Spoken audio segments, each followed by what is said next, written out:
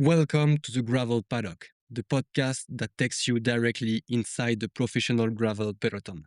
I'm your host, Antonin, Elite Athlete Manager. Here, we bypass the fluff and talk about what actually matters: raw race tactics, pro tech setups, and the unfiltered business of modern racing. From the UCI World and Gravel Earth Series to the American monuments of the Lifetime Grand Prix, the race starts here. Let's get into today's episode. Welcome to the third episode of the Gravel Paddock. Today we are exploring extreme versatility and resilience. We are diving into high altitude living, balancing gravel racing and cross-country skiing at the pro level, bouncing back from a massive crash, and the complex business of pro sports. My guest today is an elite gravel racer and pro cross-country skier, Annabel Fisher. Annabel, welcome to the paddock, and how are you? Hello, thank you. I'm really good, thank you. For those who don't know you, could you introduce yourself? Who are you and what is your background? Hi, I'm Annabel. I'm a professional athlete. I'm a skier in winter. I'm a cyclist in summer. I live at 2,000 meters of altitude in the Swiss mountains. People say I'm a walking scar. I'm known for big injuries, but I'm also known for never giving up. And doesn't matter how much I'm hurt, doesn't matter what bone is broken, doesn't matter how much skin I've lost. I keep going and I never give up and I never, ever abandon a race. So yeah, that's me. Okay, we'll talk about injuries later on, but that's a good intro. So, a question all the gravel enthusiasts ask themselves: where have you been? Since last summer, we haven't seen you lining up on a gravel race. So, you had an amazing 2023 season, followed by a great 2024 too, with national title, and then a strong start in 25. But since the middle of the year and the Leadville 100, we haven't seen you on the starting line. So, yeah, walk us through this period. And Yeah.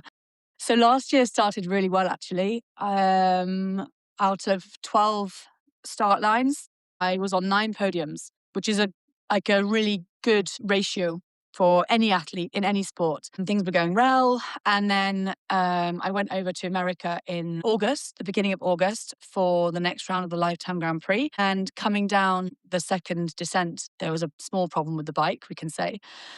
And I used both my hands as brakes. I broke a lot of bones. It turns out actually my foot and my knee had fractures in them as well.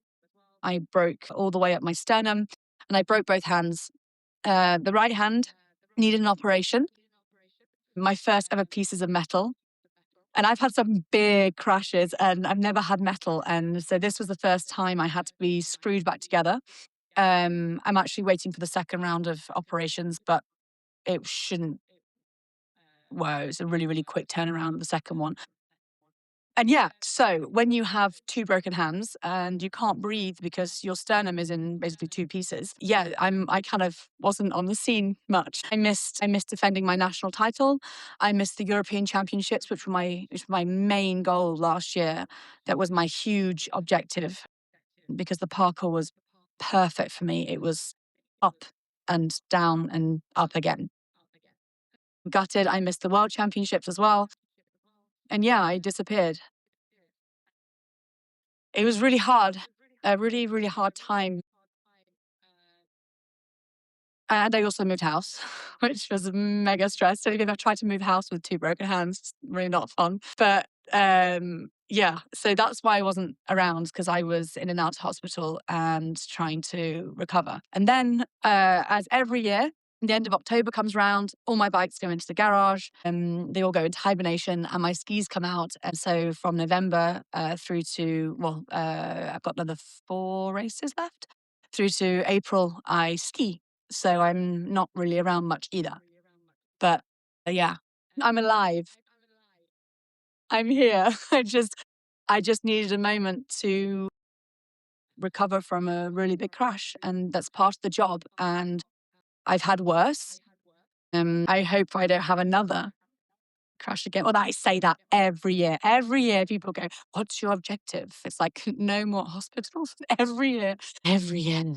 There's some absurd crash, but I am still alive. I am still fighting strong, and I will hopefully see everyone very, very soon. walk us through the crash and the physical and mental toll it took on you, to go back a bit on why it has happened and how you managed to overcome it now. Well, I've had so many. I've had so many injuries, so many broken things. I mean, listing them, it's honestly, I could write a book. It's easier for me to say which bones I haven't broken, but this one really took it out of me because I was really immobilized. One hand would have been fine because I have another one, but when both hands are out, and I'm someone that's fiercely independent for many reasons. That's going into psychology, but trust doesn't exist. So I do everything myself, and then suddenly you've got to ask loads of people for help. And that's already it's quite tough. Really tough asking for help. I hate asking for help because I like to be able to do everything myself. And I know I need to ask for help, but it's another problem. And then um, I actually got back on the bike at the very end of October just to see how my hands were. And it was terrifying, like seriously terrifying, because I didn't have the same control that I had before. And I was super nervous. And I was super nervous to fall again and do more damage, especially after the metal had been put in my hand.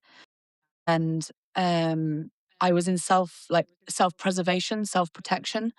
Uh, that's it's good, I guess, because I do need to protect myself a bit more from injury. It was a really, really tough period for me. And I know that not only was I kind of out of racing personally, I came out of many, many social circles. People would invite me for rides. When I kind of got back on the bike, I think I put on Strava, my first bike back. And then loads of people were like, oh, we should go cycling. And it just freaked me out because I wasn't at the level that I should be at either. Like when you've had 3 months off, it's really tough because what people don't realize is that this is my job, right? So I get up every single morning to basically self-harm, to be one of the best in the world at what I do. And if you miss a session, okay, fine, you miss one session. You miss 2 sessions, okay, I missed 2 sessions, I can kind of make it back up again. You miss 3 months of training.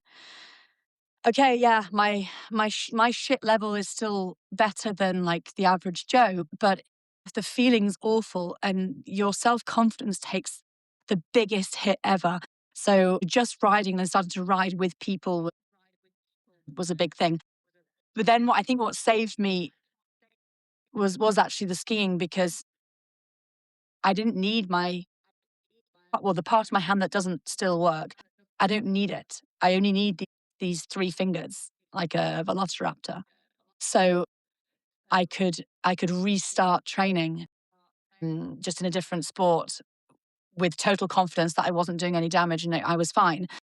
And then bit by bit, I've started to get my strength back. I can still feel that I'm 3 months behind where I would have been normally, but I came back and I made it back super good, super quick. But uh, if I'm totally honest, getting back on the bike and racing, first, I can't wait. I'm really looking forward to it, but I'm also terrified because I just want to be how I was before, aggressive and racing and doing my job and being the best I can be on the day. And when you've had such a setback and I'm still dealing with the consequences, like every Tuesday morning at 8 o'clock, I go to the ergotherapist. It absolutely hurts like mad. He does all sorts of weird things with my hand, and I don't scream, but I am screaming inside. It hurts to try and get the full use back. So I'm still dealing with it. It's a constant reminder. But maybe also that's quite a good thing, that when I do start racing again, I might just be a little bit more conservative and not be as reckless. Yeah. Let's see. There's going to be a big step getting back on the bike in a few weeks when the snow's all gone and getting on that start line in that first race. I'm super excited, but I'm super scared. We look forward to see you back on the bike. And if we go a bit toward the business side, so after the crash, things got a bit complicated with your former team. So without pointing fingers at anybody, what is the reality of the gravel business when an athlete gets injured? Because a big team are assembled, but still a lot of privateers are competing. So what does it mean to be inside the gravel business as a pro and when you get injured? The gravel world's okay, there's two questions there and there's two responses.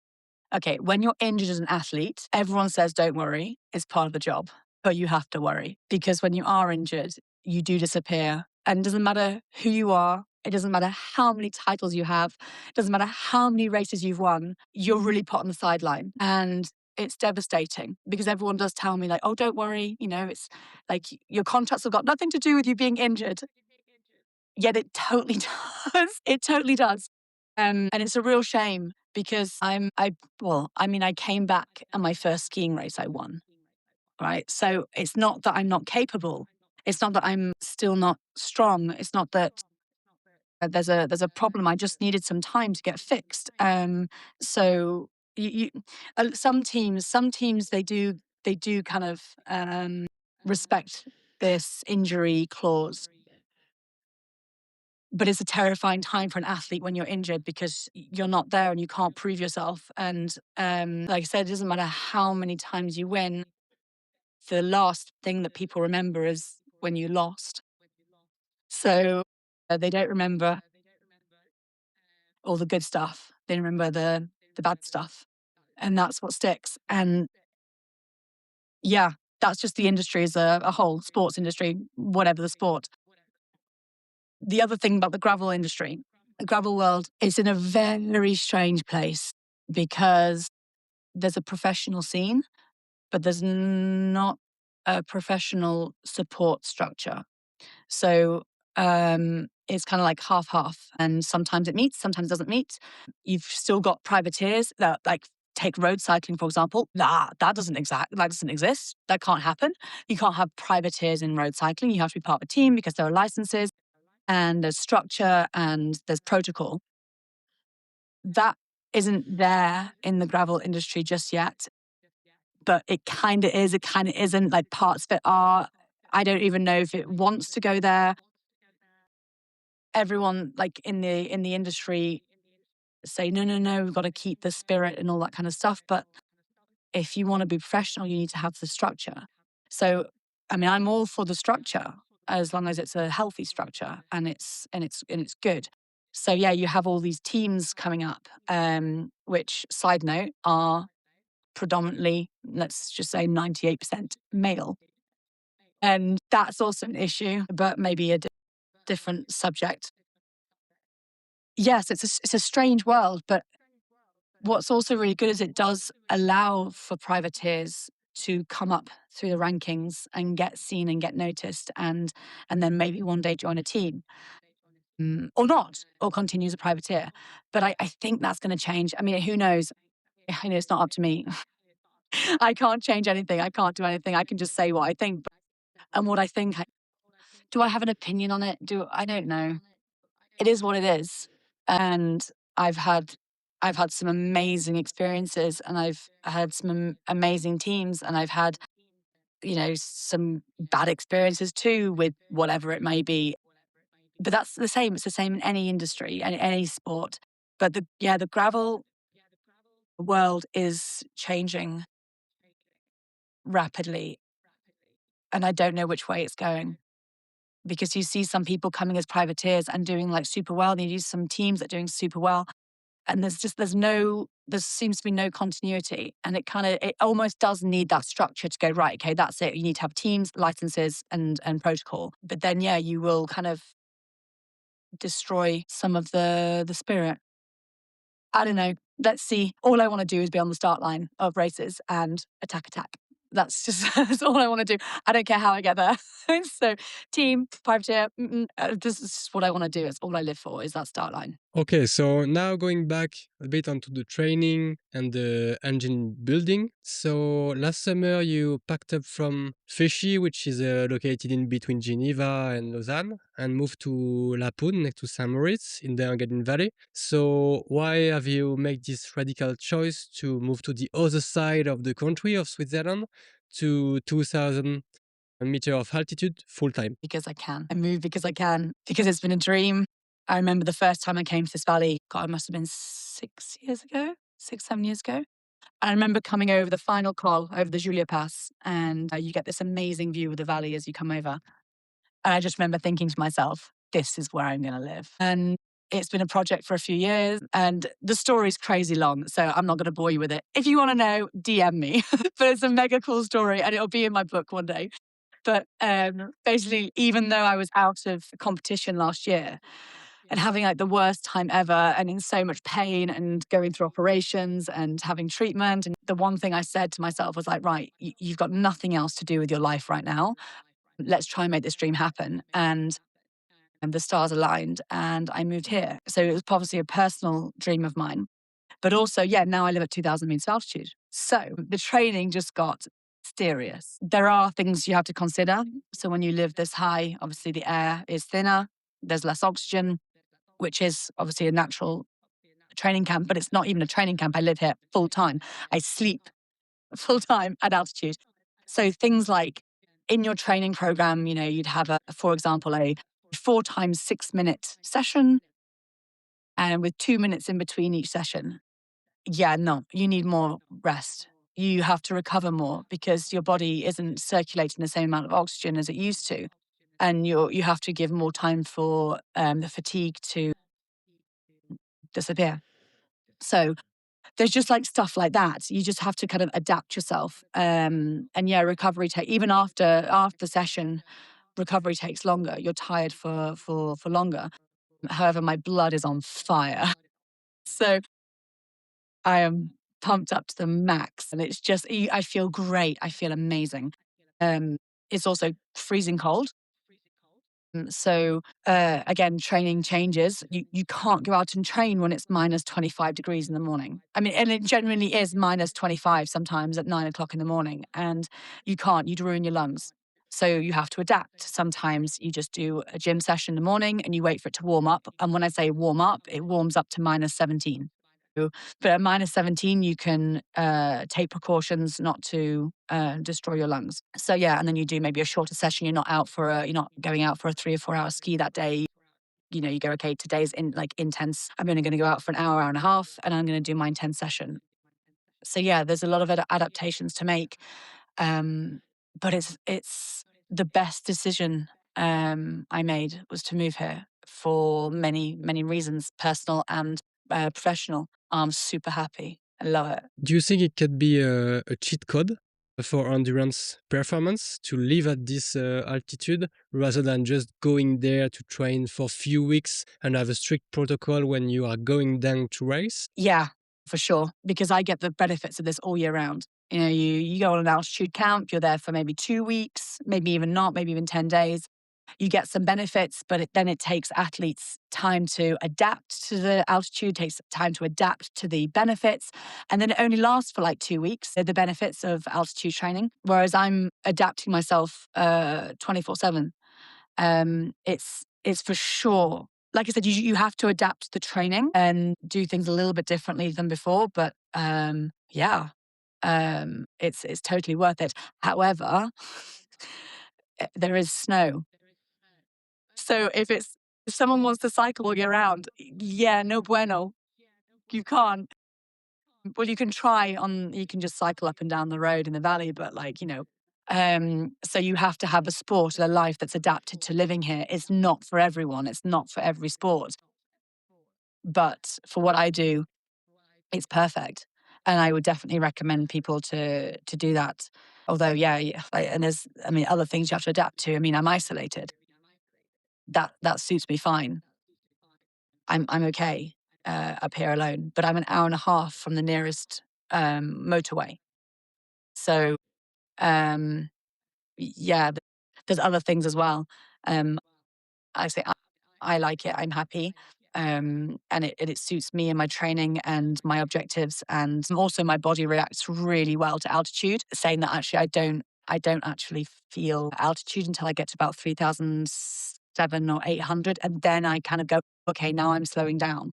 So it takes me a while to, well, it takes me I have to get high to really feel it, but that's my personal physiology. But and yeah, the temperature, it's very, very cold. But again, I like that because yeah, ice queen. But the the life here is definitely worth experiencing for sure. So you got to at least try it. Talking about the coldness, you are competing on skis all winter long, as you mentioned. Yeah, fundamentally, is it changing the way you build your base for the gravel season compared to traditional cyclists who go training in Spain or who are focused only on training and cut during the off season? How do you manage this, going from bike to ski to bike again without really off period? And how do you manage this in your training schedule, in your daily life? And how is it to be professional in both sports? Because it's not something common. Usually we have professional in various sports, but in the same discipline, like on mountain bike, cyclocross, or road cycling. But in two completely different sports, it's quite unusual. Yeah, it's unusual and it's hard. It's really hard work because you have to be intelligent. Um, I mean, I'm human, right? So I know sometimes I do things that are superhuman, but I am human. And I have to be really, really careful not to get too tired. And I do have to take a rest. So the transition period is going to happen soon. So my last major cross country skiing race it's coming up in the next couple of weeks, and then I'll just do basically nothing, like nothing, for a solid week. But it's still really hard to cycle here because we've just had another stump of snow. We had 40 centimeters the other day. So even if the roads are clear, they clear the roads and it's all very well maintained and stuff. Um, it's still tough because it's also still really, really cold. So what I do is my transitions period is actually I do a block of heat training, and because I can stress my body for a short period of time, get really good benefits out of it. And also, I'm still at altitude. I'm moving my legs, but I'm not creating any fatigue because the last thing I want to do after my season of skiing is to take a flight, go to Spain, Portugal, France, wherever, and somewhere hot, and start a massive block of 30, 35 hours a week of base miles because I will just be knackered. I don't need that. All winter, I've been doing big miles. And also, when you're skiing, a 3-hour cross country ski session, like for example, like today, this morning, I did 3 hours, and that's equivalent to 4.5, 5 hours on the bike. So I'm doing the volume. And the reason why it's equivalent, like a 3-hour ski is equivalent, and it's cross country skiing. Like I'm not downhill, right? I'm not taking the telly cabin up, and I'm not just like, mincing down. It's cross country. So I'm using my entire body the whole time. There's no drafting. There's no freewheeling. If I stop skiing, I stop. Like there's no free wheel. So when you go for a bike ride, actually there's a significant percentage of your bike ride that you're not actually cycling. You're just freewheeling. And I don't have that. So a 3-hour ski is actually like costo. So I'm never worried about having the mileage in my legs. What the thing is I have to do is get the muscles and the fibers back into the routine of going in this direction, like forwards on a bike rather than outwards on skis. But it doesn't take much because I've still been using the muscle. They're active. It's not like they've been dormant. The muscles haven't been like chilling all winter. I've been using them.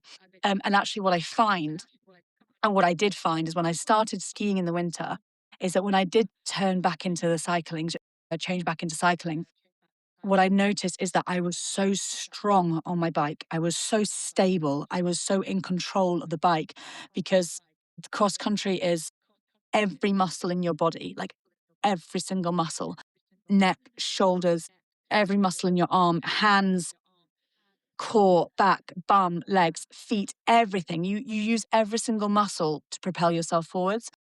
And you're getting like a free musculation session every single time you ski. So when I got back on the bike, I noticed that I was super stable, and that gives me so much confidence. Yeah, the changeover, it's not much. Sometimes I kind of lack that little bit of explosive, like muscle twitchy jobby, but it doesn't take long. So it's easy done. You are not just skiing for cross training. You are professional at the professional level on the cross skiing too. So you have your sight, I know, to set on the Team GB squad for 2027. So what does the pathway look like to reach that elite level in skiing for all the cyclists and gravel racers which are listening us? Well, I've actually already had confirmation that I meet the criteria for the performance squad, which basically means I would go into the European and the World Cup, and then Olympics in 4 years. So that's the goal with the skiing, step by step. But to get there, it's hard. It's hard, but I mean, how I did it, I started with obviously the local races, and then it's been, hang on, gosh, it's quite strange for me because cross country skiing is not easy. It's really not easy. Technically, it's an absolute bastard. It's really hard. If you get it right, it looks great, and if you get it wrong, it's horrible. So there's so many things, how could other cyclists transition to do that and do it in the winter? Like, it's not just like, pick up a pair of skis and go. But I recommend doing it and trying it, but get a lesson, get a lesson. Otherwise you'll hate it. It's the same with cycling, if you're not very good at it, then you're not going to enjoy it. You don't have to be world champion. You just have to be, if you get to a certain level, if you improve yourself, then you're going to enjoy it more. But yeah, the racing for me, I guess I started with like the Eurolopet stuff. I started with the local races. I started with some, all the Swiss stuff. And I remember my first World Lopet race, I actually won the non-pro classification. And I was like, maybe I'm quite good at this. But my technique was terrible. It's just because I was mega strong. And then step by step, you improve and improve and improve. And then I started to do the Swiss Lopet, which is like the national series. And then last year I won that, which was like, for me, it was career defining. I was like, no way. And then I got my FIS license, which you have to go through all the health checks and performance stuff and blah, blah, blah, and you have to get every single part of your body checked over by a doctor, and they look in every little part of you to make sure that you're not a danger to yourself or other people. And I got that, which was no problem. And then I started to do FIS races. And actually my first race was when I got and I hit the criteria for the GB squad, the performance squad. So yeah, but I think it's a very unique path that I took. I don't think it's for everyone. I don't think everyone's capable of doing it. I'm capable of doing it because I have nothing else to do, nothing else going on. Everything is sport, entirely sport. It's getting up, eating, training, recovery, sleep, repeat. So I have the privilege to be able to do it. But I'm very aware that it's not everyone has that privilege, and not everyone will be able to take this path. And I don't actually recommend it for everyone because it's very isolating. Cyclists can take a holiday. They go on holiday in November. Forget it. I can't go on holiday in November. My first race is the beginning of December or even end of November. I'm full on training. To stay on topic, I guess I recommend the training, but I don't recommend recommend the whole racing season for everyone, because it is really, really tough and it takes a huge charge, and you miss out on a lot of other stuff, like life stuff. But yeah, it's been it has been, and it will be a really interesting path for me as I go into the European and the World Cup, and hopefully get a place in the Olympics in 4 years. So that'll only help my career, and it'll only help the cycling because I just get stronger and stronger and stronger. So yeah, let's go. So you touched about the benefits of XC skiing for your gravel engine, but what are the biggest risks or drawbacks about maybe managing the fatigue? You talk about briefly the no-off season, but also building maybe upper body mass that you don't need on the bike. Could you explain what are the cons maybe you need to manage carefully about being a professional also on the skiing part? Yeah, I do have to be careful not to take too much upper body strength. And I do take upper body strength when I ski. One of my best friends, I remember the last time I saw him, I was in a very non-weird way. I was changing my t-shirt, and he'd already seen me change my t-shirt in the summer when I'm a cyclist. And I changed my t-shirt like with my back to him, and he just went, "Oh my god, you're enormous!" Like, because my back had so many more muscles than it normally has when I'm in the summer. But for me, it's a really good thing to have that extra strength. And also, like, the type of skiing I'm doing, it's still all over body, and it's very leg based still. Like, a lot of the force is within my legs as well. So it doesn't have a huge impact weight wise. Yeah, I take maybe, I don't know, maybe a kilo extra muscle on the top.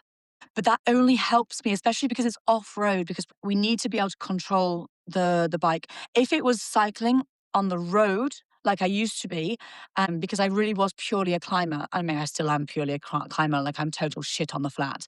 But like, then I might be a little bit more conscious. But because it is off-road and because we do need more strength, well, we should be needing more strength to be able to control the bike and like to control descents and be more stable, then I'm not actually worried about it. And I actually try to keep the strength during the summer. So I do a lot of upper body musculation in the summer. I mean, yeah, naturally I do lose a little bit of the mass, but genuinely it's not an issue. And also a little bit of extra weight, a little bit of extra muscle. It's never ever a bad thing for an athlete because we're always on the limit. I mean, my body fat is at stupid single figure percentage, is so low. To have that extra like buffer is actually a good thing for if you do get injured, because your body when you're injured is working full gas to heal yourself. If you get a little bit ill from the fatigue, or you pick up a virus on a plane or something, to have that, it's really not a bad thing. So I'd actually recommend for all athletes just take the extra muscle, take the extra weight if you can, just to protect yourself. And yeah, I mean, I still break because when I fall really hard. I mean, it takes a big fall. Like, falling down the stairs is no problem. I'm not going to break my arm falling down the stairs. I just bounce. But yeah, to break bones for me, it takes a massive, massive hit. But I know I'm never worried about taking a little bit of extra weight. It's always a good thing. So yeah, be healthy.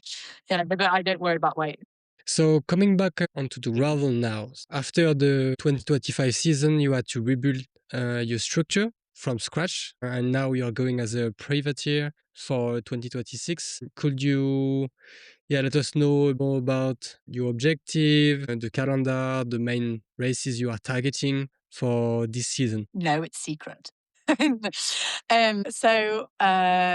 Actually, first of all, I am actually gonna do a little training camp. So I will come off my skis, I will have my rest, and then I have a week training camp in the Jura. And so that's kind of my first thing that's gonna happen. And product placement alert, it's open to everyone. So check out Instagram. You'll see it, you'll find it. The rest of the season, it's going to be defined very heavily by races that I know I can win, because that's what I'm here to do. And it's also going to be a year when I'm using my brain and not just going to every single race on the calendar, because I can't. It's exhausting. I've done it for years. I've done that for many, many years, where every single weekend you're racing, and actually you get to a certain point where you're just knackered and you don't race well. And then that's when you get injured, or that's when you crash. So this year, the objectives, obviously, every year it's the same: no hospitals. It's an objective that I never arrived to do, but we'll try again this year. But I want to do races that suit me and that give me pleasure, because if I'm happy racing, then I'm only going to perform so much better. And I really think that's the way that everyone should be racing. If you have the choice of races, just do the stuff that makes you happy. And doing a flat race in the Netherlands is not making me happy. So I'm not going to be doing flat races. I want to be in the mountains. I want to be doing stuff that's really tough. So things like the Monaco race, it was a really good, actually, I was there last year and I had a double puncture. okay, shit happens. But until double puncture, where was I? At the front, because it was a hilly race and it goes up and up and up and up and up and up and up. And that's my thing. And I know it's my thing, and everyone knows it's my thing. And I'm not going to try and be an expert in something that I'm rubbish at. I want to like do what I know I'm good at. Otherwise I'm wasting my time. So my calendar's going to be kind of around really tough stuff, hilly stuff. I've also got, there's the Swiss Epic as well that's coming up in August, and that actually starts in my village. So it's a real home race. I'll obviously do the other Swiss races because they're home races as well. And then, let's see, Europeans, of course. Let's see if I can get back to the national championships and get my jersey back. But the calendar will be based on me and based on my body and my abilities and how I'm feeling. And if I feel shit, I will not be going to a race because it means nothing. And my body is my tool. And if my tool isn't working, then you got to let it rest. So yeah, this is going to be an intelligent year, a very intelligent year. Yeah, I'm going to do a good job. Okay, great. Sounds like a great plan. And if we are projecting ourselves a bit in the future, so I know you are currently in the process of getting your Swiss citizenship, additionally to the British one. And we all know that in 2029, the Gravel World Championship will be taking place in Switzerland. So do you have kind of a master plan, or also you are in the cycling industry since many years? So how do you envision the future? Do you want to go until there? How do you want to see your pro racing gravel career evolving? I'll be there. I said a couple of years ago when I knew I was going to get actually, hang on, I'm still doing my citizenship, like step by step. They might just go, no, absolutely not. You're not having it. You're way too something. But no, all things aside, I should, in 2029, I will be a dual nationality. I'll have my Swiss passport. And the dream is to be on the start line of the World Championships in Switzerland in a Swiss jersey, representing my country, this country. And then let's see, 2029 is still, hang on, what we now? 3 years away. I've got 3 years easily left. Easily. I'm giving myself maybe, I think 5 to 6 years. And I think then I'll probably want to do something else in my life. I mean, I've done many things already, many eclectic things. It's like very, very varied.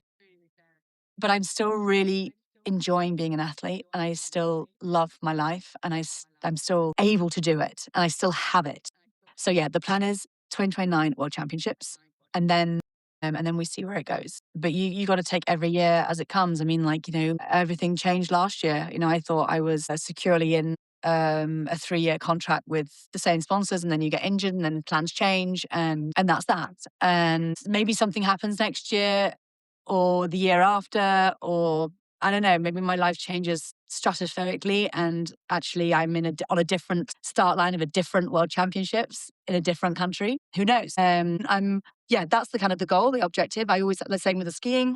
I want to be in the Olympics in 4 years, but I never ever plan like day by day or month by month because you don't know what's going to come up. And I think if you have too many objectives, you can often get really disappointed. But if you take every single opportunity, you'll never be sad. Fast.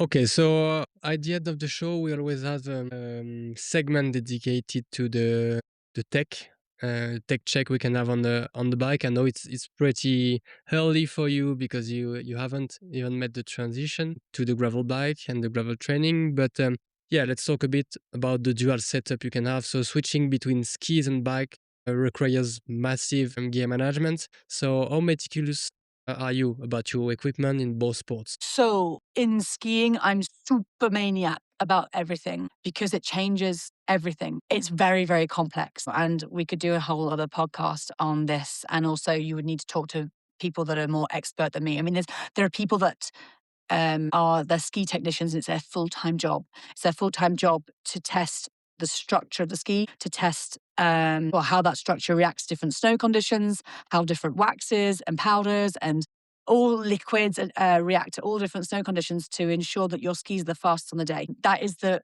most basic overview I could ever possibly give because it's super mega complex. But in skiing, which ski you use, which wax you use, on the day changes everything. You can win and lose races by it. But I've had races where I've got it wrong, and it's like you've got brakes on your skis and you're like, everyone's just leaving. And you're like, oh no, this is terrible. If you get it right, then you fly. So yeah, it's a very, very, very complex thing. I don't know how many pairs of skis, way more skis than bikes, because every single ski has a different base structure, but not even in that base structure. There's just so much stuff to consider. So I'm really, really, really particular about it. Just as a note, if anyone has seen my Instagram recently and they've seen me running across roads with my skis, they're my broken skis. So they're the only ones. All my other skis are loved, and they're scratchless, and I'm really meticulous about them. But those skis, they broke a long time ago, so I can walk across roads in them. But yeah, I know that's horrifying. And it's actually, it's really to get the skis right, you actually have to use your brain. And I'm probably going to insult a load of people here, but when you're cycling, I felt like I got stupid because I didn't really need to, like, I didn't really need to use my brain so much when I'm like, picking material. But with the skiing, I actually have to study again, and I have to be intelligent about what I'm doing. And I feel like I've kind of come back into, I've just got a few more brain cells back. And I really, really enjoy that about it. On the side of cycling, a lot of the times you don't have a choice, right? That's your sponsor. That's what you're given. The thing you can choose are things like tires. So you get all your different tire choices. But again, it's a very simple thing. So we all know the bigger the tire, the faster it goes. Okay. So I get the biggest tire possible that fits my bike. So last year, for example, the biggest tire was 45. So I was always on 45, unless it was a mega, mega, mega, mega, mega muddy race. And then obviously you don't have the clearance, so you have to go for something smaller. But that's just like logic. It's not rocket science. I don't need to do any calculations. I don't need to go out for hours, hours, hours testing skis, testing different structures and testing different wax and testing different reactions. And I don't have to do that with the cycling. And then it's a case of, if it's a dry race, then you're on a dry tire, maybe a slick at the back. And if it's a muddy race, then you put something a little bit more chunky on the front, and it's kind of like done. But I do love every single bike I have. I mean, they all have names. And sometimes I'm a bit of a maniac about them, but other times I also have to think about it as like they're my tools to do my job. So I can't be too precious about it, because a lot of people get really upset if a bike gets scratched or something. I'm like, yeah, but a scratched bike is a bike that's lived and it's got a story to tell. And all my bikes are ruined. Ruined. Even the road bikes, because I've had big crashes on them and I've taken parts of them off, and they've all got stories.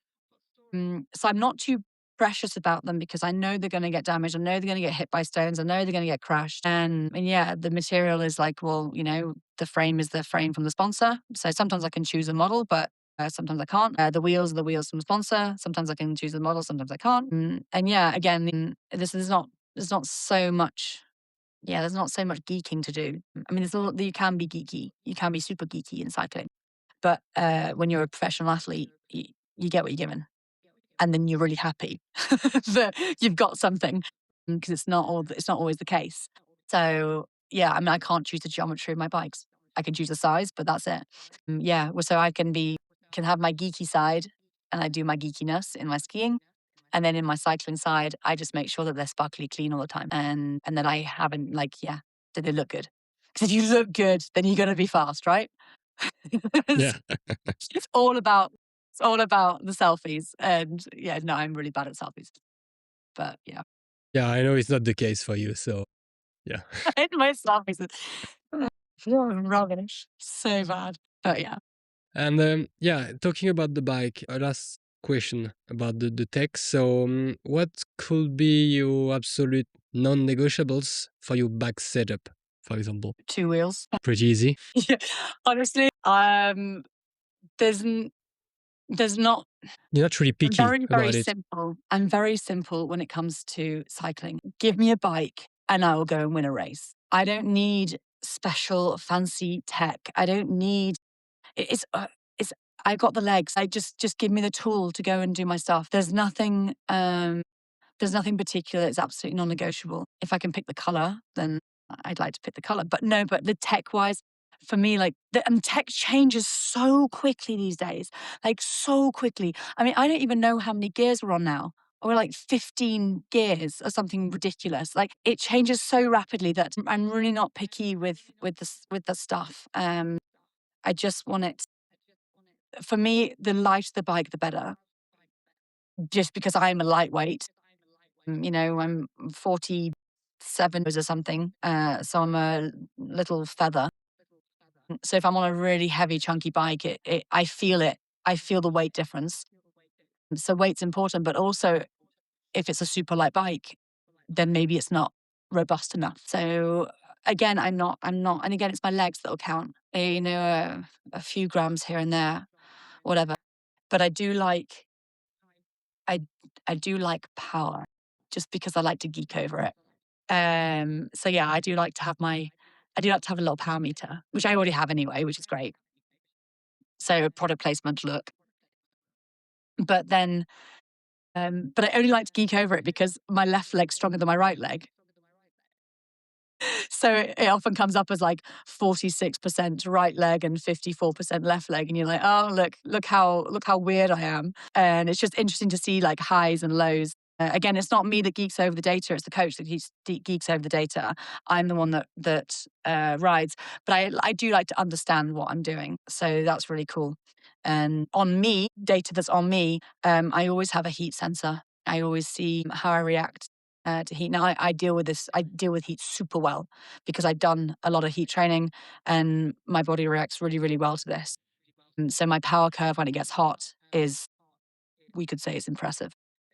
But that's because I've trained it, and I've been in a room doing sweat sessions for a couple of years now. So yeah, that's my personal stuff I want on my bike, on me, and on my bike. I'd like to have power. But again, in a race, I couldn't care less about power. It goes out the window. You imagine you're in a breakaway and you're in the red zone. You're not going to ask everyone just to calm down a little bit because you're blowing out. I don't even, on my computer, I don't even have power when I'm riding. It's purely, okay, let's go. All I know is that I can get into the red zone and I can stay into the red zone longer than anyone else. And that's all that matters. Yeah, so you're more into the engine and body data, let's say, than into the technical, materialistic back setup, which is something we see less and less those days, because usually people are already into the tech and the bike setup, and after now they're starting to go deeper on the body data and the power and everything we can link to it. But you are kind of the opposite.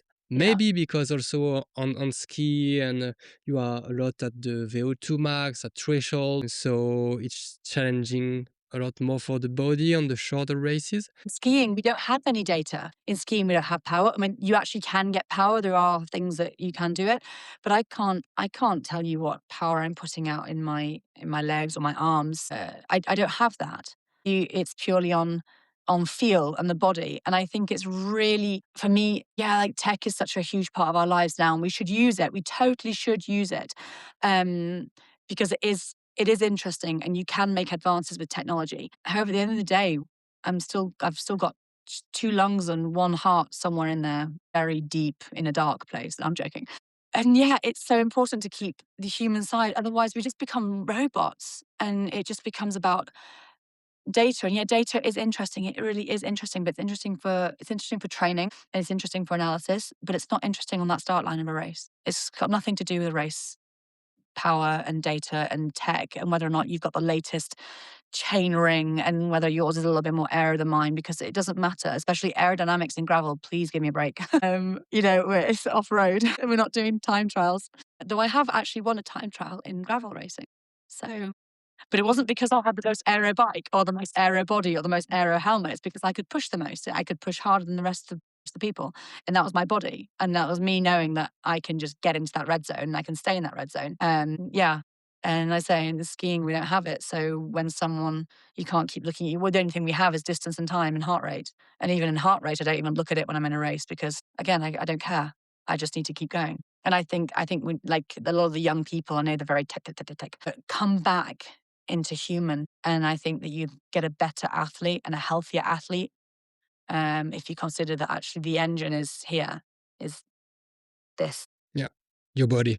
primarily. Yeah. That's a really good closing of this podcast. Thank you. We've learned a lot about the transition, being pro in two different sports. So yeah, where can people follow you journey on ski and your comeback on the bike on the dirt? Yeah. So I'm okay on social media. I'm getting better. So I have Strava, I have Instagram. I don't put everything on Strava because some of the things I do, my training is, well, that's my secrets, right? That's how I get. So they're mine. And you'll never, ever, ever see my power data published on Strava either. I will share some power data from training after. But again, yeah, it's my job. It's like you don't go to a company that, well, like I don't know, like a bank don't publish their financial accounts every week. You know, it's private. And I have my Instagram, which is my Instagram. But yeah, I'll keep everyone updated through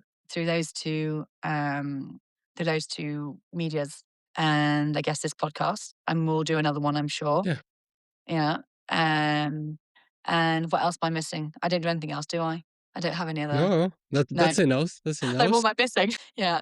So people follow Annabel on Instagram and Strava at Shotgun, right? Shotgun. Yes. If you search Shotgun, you find me. Actually, my Strava's still under my normal name. And actually, my Instagram's under my normal name, but the hanger is Shotgun. Yeah, that's a whole other podcast. Why I'm called Shotgun. So, yeah, we keep this for the next time. Oh yeah. But yeah. And yeah, if anyone, I'm not, like, say, there's some details I keep precious, but I'm not precious if people can ask questions. I mean, we've touched on a few things, but obviously we can't go into like super depth every time. But if people have questions on racing, tactics, material, blah, blah, blah, blah, I'm always happy to, I like to help. I like to help people. Yeah, as long as they don't beat me one day. I'll help them just to a certain level. No, of course, I help. So, find me. So yeah, reach Annabel if you need any advices on the bike or on skis. She will be happy to answer. So thanks a lot. We talk soon for debrief of the first races of the season and how we need to talk about maybe the real transition, because now we're just expecting what will happen after the ski and beginning of the gravel season, but we will be able to talk about this a lot more in details in the next podcast. For sure. Cool. Thank you. Bye-bye. Thank you. Ciao. And that's a wrap for this episode of the Gravel Paddock. If you want to stay ahead of the peloton, the best thing you can do right now is hit that subscribe or follow button. If you enjoyed the deep dive, please drop a 5-star rating and leave a comment. For more inside access between episodes, follow us on Instagram at the Gravel Paddock. Thanks for tuning in, and I'll see you in the next episode. Ride hard.